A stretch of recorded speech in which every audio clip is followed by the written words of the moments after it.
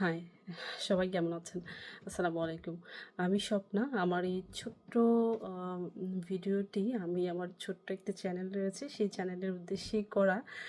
পাশাপাশি হচ্ছে যে আমার জীবনের ছোটোখাটো বেশ কিছু অভিজ্ঞতা আমি জাস্ট আমার এই চ্যানেলটাতে সবার সাথে শেয়ার করতে চাই।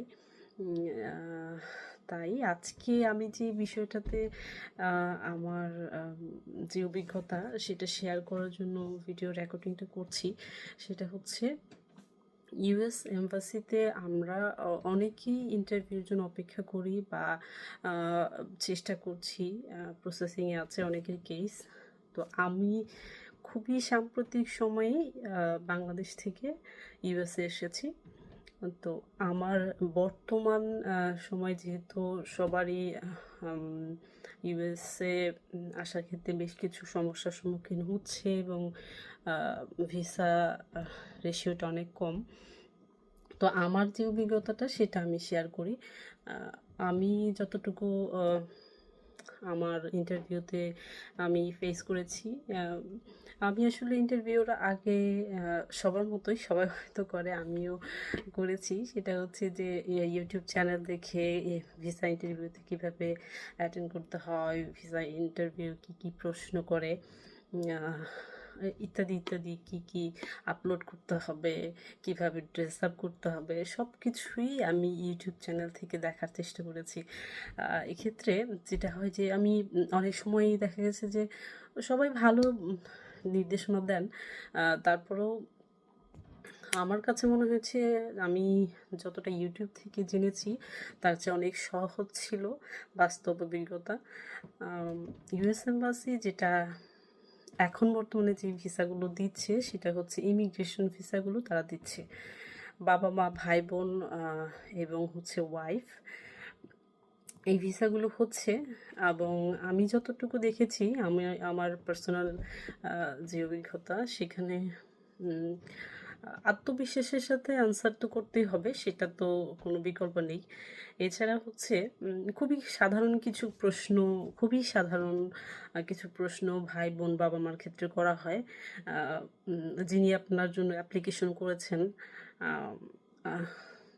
তিনি কোথায় থাকেন, কি করেন, তার নাম, তার সন্তান বা হাজব্যান্ড ওয়াইফ বা তাদের নাম, এই বেসিক কোশ্চেনগুলোই করে বাবা মা ভাই বোনের ক্ষেত্রে। কিন্তু ওয়াইফের ক্ষেত্রে অনেক বেশি কোশ্চেন করে, অনেক বেশি যাচাই বাছাই করে।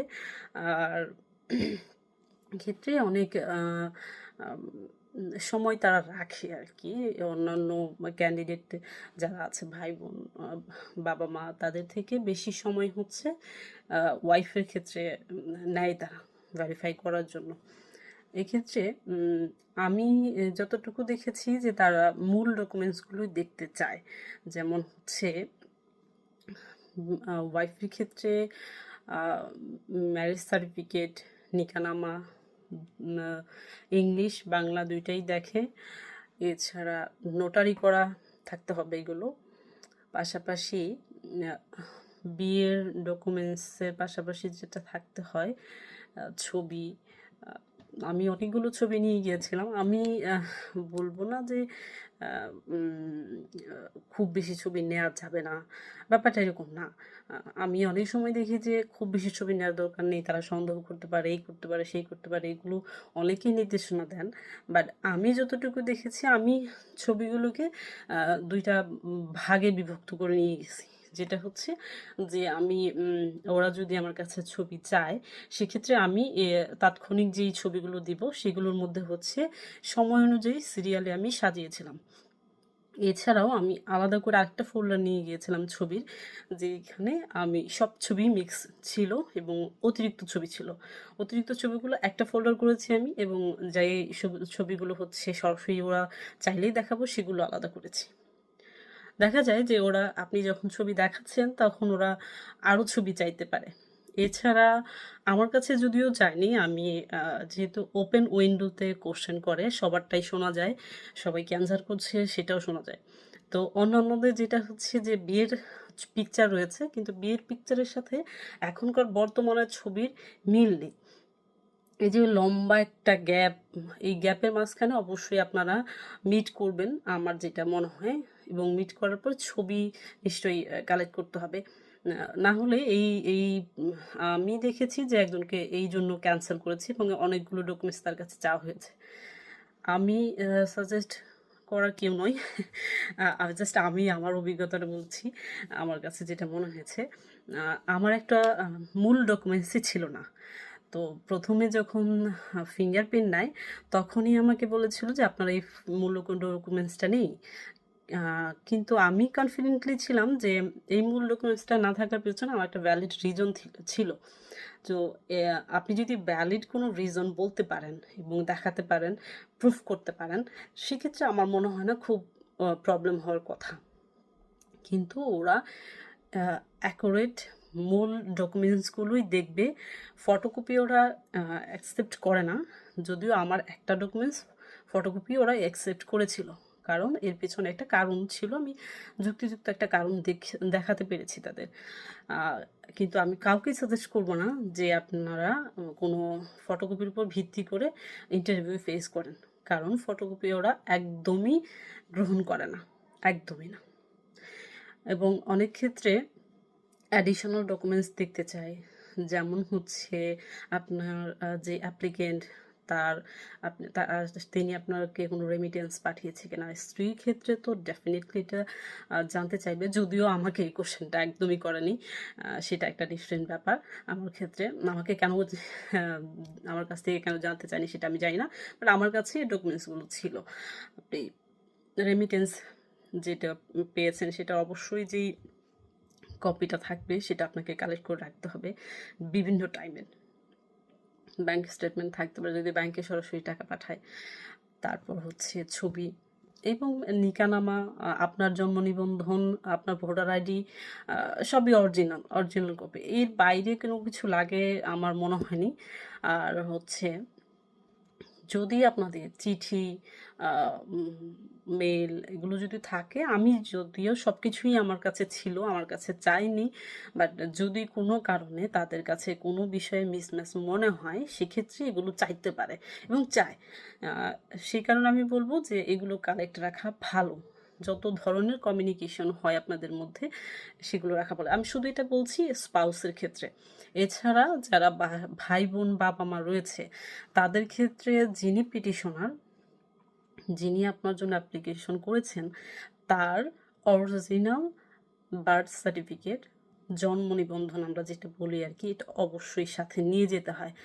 আর এটা ছাড়া আপনি ভিসা পাবেন না, এটা আমি দেখেছি। এটা আমি জাস্ট আমার অভিজ্ঞতাটা বলছি। আমি জাস্ট 2 মাস আগেই দুই হ্যাঁ 2 মাস আগেই আমি অ্যাটেন্ড করেছি, সুতরাং আমি সাম্প্রতিক সময়ের কথাই বলছি। এছাড়া আমার কাছে মনে হয়নি যে খুব বেশি কোনো ডকুমেন্টস বা আদার্স কিছু প্রয়োজন হয়। বেসিক ইনফরমেশনগুলো জানলেই হয় বাবা মা ভাই বোনের ক্ষেত্রে, আমি আগেই বলেছি।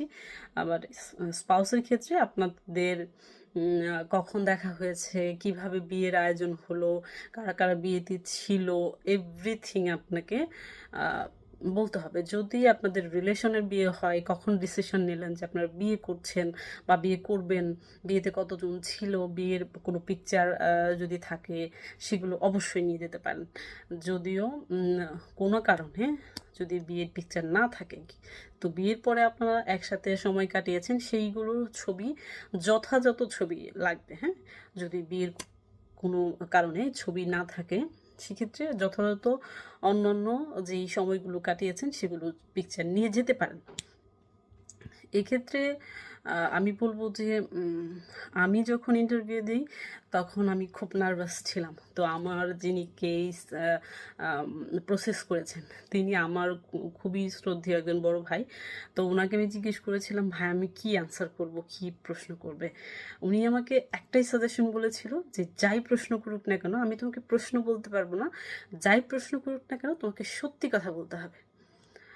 ইউএস এম্বাসি কোনো কারণে ছোট মিথ্যা বড় মিথ্যা এই ধরনের মিথ্যা কাউন্ট করে না। মিথ্যা মানে মিথ্যা, আপনাকে 10 বছরের জন্য ব্যান করে দেবে যদি কোনো কারণে ওরা ধরতে পারে যে আপনি কোনো ইনফরমেশন মিথ্যা দিয়েছেন। এনিওয়ে, উনি আমাকে বলেছিল যা বলবে, যেভাবে বিয়ে হয়েছে, যখন বিয়ে হয়েছে সেটা কারা কারা ছিল, যেই বিষয়গুলো আছে, তুমি যেটা ওরা জিজ্ঞেস করবে সেই বিষয়ে সত্যি তথ্যটাই দিবা। কোনো ধরনের বানিয়ে বা সাজিয়ে বলার কোনো প্রয়োজন নেই।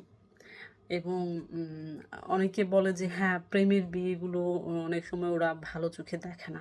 এগুলো একদমই ভুল কথা, একদমই ভুল কথা। আম তবে আপনাকে সত্যি বলতে হবে। সত্যি যাই হোক, যেমন হোক, যত খারাপ শুনতেই শোনা যাক না কেন, আ আপনাকে সত্যিটা বলতে হবে এবং ওরা আপনার কথার ফ্লো এবং আপনার অ্যান্সার দেখে বুঝবে। এরা অনেক বছর যাবৎ এদের এই কাজে অভিজ্ঞতা রয়েছে এবং এরা বুঝবে যে আপনি মিথ্যে বলছেন না সত্যি বলছেন। হুম? আমার ইন্টারভিউতে আমি তাই অনুভব করেছি যে আমি কোনটা বলছি, আমি আমার মতো করে যা বলেছে, আমি আমার জীবন সম্পর্কে জানবো না? আমার আমার আমার হাসব্যান্ডের সাথে আমার রিলেশন সম্পর্কে জানবো না? তাহলে তো আসলে হলো না, না? আমাদের রিলেশন, আমাদের বিয়ের সময় কে ছিল বা এরপরে সে কখন আসলো, কখন গেল, আম তার স্ট্যাটাস আগে কি ছিল, এখন কি অবস্থা, কোথায় চাকরি করে, আম বাৎসরিক ইনকামটা কত, আ উম আমাকে যে টাকা পাঠিয়েছে সেগুলোর কোনো প্রুফ থাকবে না। এরকম তো ব্যাপারগুলো হলে আসলে হয় না, হ্যাঁ? তো আমার কাছে এরকমই মনে হয়েছে যে খুব বেশি জটিল কিছু না। আপনার বিষয়ে জিজ্ঞেস করবে, আপনি আপনার বিষয়ে যা জানেন, যেইভাবে জানেন, যতটুকু জানেন, সেটা আপনি শুদ্ধ ভাষায় বলেন, অশুদ্ধ ভাষায় বলেন, যেভাবেই বলেন। সঠিক তথ্য হলে ওরা বুঝবে যে আপনি সঠিক তথ্যই দিচ্ছেন এবং আপনি ভিসা পাবেন। এখানে আরেকটা বিষয় হচ্ছে যে অনেকে বলে যে ইউএস এম্বাসিতে আ অ অনেক ফিটফাট, অনেক মানে করে যেতে হয়। আ আমি তো ও ওইরকম কিছু মনে করি না। তবে একটু তৈরি হয়ে যেতে হয়। যেটা না গেলে নয়, হ্যাঁ? আমরা তো রেগুলার যেরকম বাসায় থাকি সেরকম যাব না। আ যেহেতু একটা ইন্টারভিউ, সেভাবেই যাব, সেভাবেই প্রিপারেশন নিয়ে যাব। আরেকটা বিষয়, বয়স্কদের ক্ষেত্রে যদি বাবা-মা হয়, আ উম তাদের সাথে কাউকে ভেতরে ঢোকার জন্য অনুমতি নিয়ে ভেতরে ঢোকা যাবে। কোনো সমস্যা নেই। এক্ষেত্রে কোনো ধরনের বাধা নেই। আমি আমি আমার অভিজ্ঞতা থেকে আমি বলছি। আ তাছাড়া হচ্ছে আপনি কি নিয়ে যেতে পারবেন? ডকুমেন্টস নিয়ে যেতে পারবেন। যেই ডকুমেন্টসগুলো থাকবে আপনার কাছে, আপনার প্রয়োজনীয় সকল ডকুমেন্টস, মোবাইল বা ইলেকট্রনিক কোনো ডিভাইস তারা অ্যাকসেপ্ট করে না। আমি যতটুকু দেখেছি। এটা সবাই জানে, খুব নরমাল ব্যাপার। ব্যাগ নিয়ে যাওয়া যাবে। যদিও আমি আমার সময় শুনেছি যে ব্যাগ নিয়ে যাওয়া যাবে না। বাট আমি আ ভেতরে যাওয়ার পরেও বুঝতে পেরেছি যে তারা ব্যাগটা অ্যালাউ করে। আমি ব্যাগ নিয়ে যাইনি। আমি প্লাস্টিকের একটা আ যেই ফাইলগুলো হয়, ওই ফাইল নিয়ে গিয়েছিলাম। এইরকম YouTube থেকে দেখেই, যাই হোক, উম আমি YouTube থেকে অনেক কিছুই দেখেছি। তাই আমার কাছে মনে হয়েছে যে আসলে অনেক কিছুর মাঝেও আরো অনেক কিছু মিস হয়তো আ উম রয়ে গেছে। আমার আমার আমার অভিজ্ঞতা থেকে আমি সাম্প্রতিক বিষয়গুলো একটু শেয়ার করি।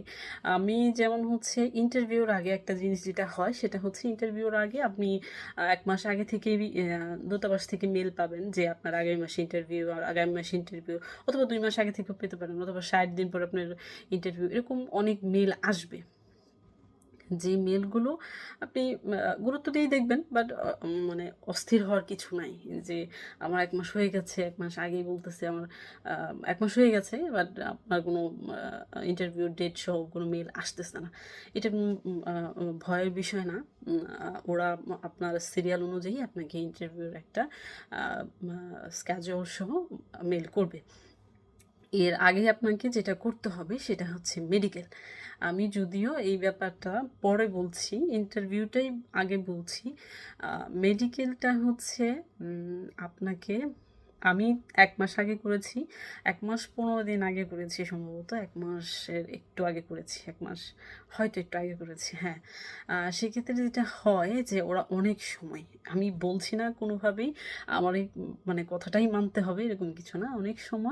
আম অনেক সময় দেখা যায় যে আপনি যখন উম আ আ লেটে করবেন, ওরা পাঠানোর ক্ষেত্রে হয়তো কোনো কারণে যদি মিসম্যাচ হয়, আপনি ১ মাস আগে করলে সেটা ভালো। আমি যতটুকু আমার অভিজ্ঞতায় মনে হয়েছে। ওরা এখন সিস্টেম অনুযায়ী এখন বর্তমানে আপনি মেডিকেল করার পর আপনার মেডিকেল যদি কোনো ধরনের প্রবলেম না হয়, ওরা আপনার ভিসা ইন্টারভিউর 15 দিন আগে আপনার মেইলে টিকার যে সার্টিফিকেটটা আছে সেটা পাঠিয়ে দেবে। সেটা পাঠিয়ে দেবে, সেটা আপনাকে প্রিন্ট করে নিয়ে যেতে হবে। এছাড়া আপনাকে অনলাইনে যেটা করতে হবে সেটা হচ্ছে একটা অ্যাকাউন্ট ক্রিয়েট করতে হবে।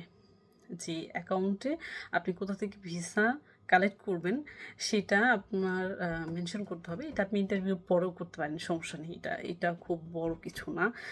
আপনি যখন মেডিকেল করবেন, মেডিকেল যদি কোনো প্রবলেম না থাকে তাহলে মেডিকেলে আপনি 15 দিন আগে পেয়ে যাচ্ছেন।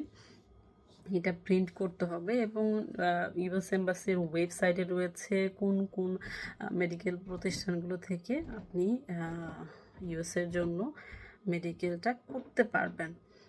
এটা ওরা একটা তালিকা দিয়ে দেয়, ওইখান থেকে করতে হবে। অন্য কোথাও থেকে করলে ওরা অ্যাকসেপ্ট করবে না। অ্যাকচুয়ালি ওদের প্রসেস ওইভাবে করা আছে।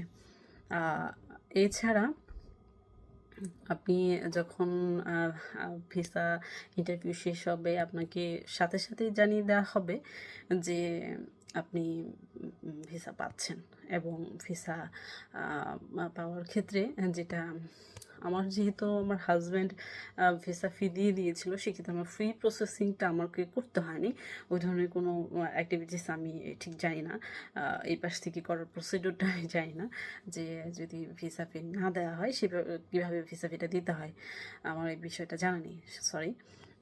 আমি যেটা বলতে পারি সেটা হচ্ছে যে ভিসা ফি আপনি যদি না দেয়া হয় আগে, তাহলে ভিসা ফি পরে দেওয়ার সুযোগ রয়েছে এবং সেটা সিস্টেম, এটাই একটা সিস্টেম।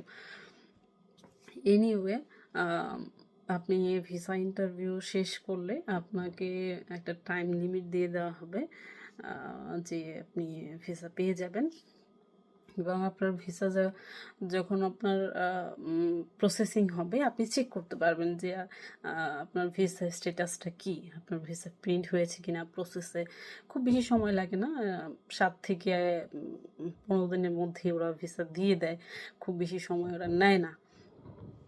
যদিও যাই হোক, আপনি হচ্ছে যখন ভিসা আপনার প্রিন্ট হয়ে যাবে, আপনাকে মেলের মাধ্যমে জানিয়ে দেওয়া হবে এবং আপনি ভিসা কালেক্ট করে নিতে পারবেন। সেক্ষেত্রে এখন যে পরিবর্তনটা আমার কাছে মনে হয়েছে সেটা হচ্ছে যে মেডিকেলের যেই আপনি ডকুমেন্টসগুলো আছে সেগুলো আগে একটা খামের মধ্যে দিয়ে দেওয়া হতো, ওইটা হচ্ছে সাথে নিয়ে আসতে হতো এবং এয়ারপোর্টে এসে দেন এটা ওপেন করার অফিসার ওপেন করবে, এই একটা প্রসেস ছিল। এখন এই প্রসেসটা নেই। এখন হচ্ছে আপনি মেডিকেল করার পর আপনি টিকার সার্টিফিকেটটা পেয়ে যাবেন, সেটা নিয়ে যাবেন অবশ্যই। এবং মেডিকেলের যে আপনি বিল দিয়েছেন সেই বিলের রিসিপ্টটা লাগবে, নিয়ে যাবেন সাথে।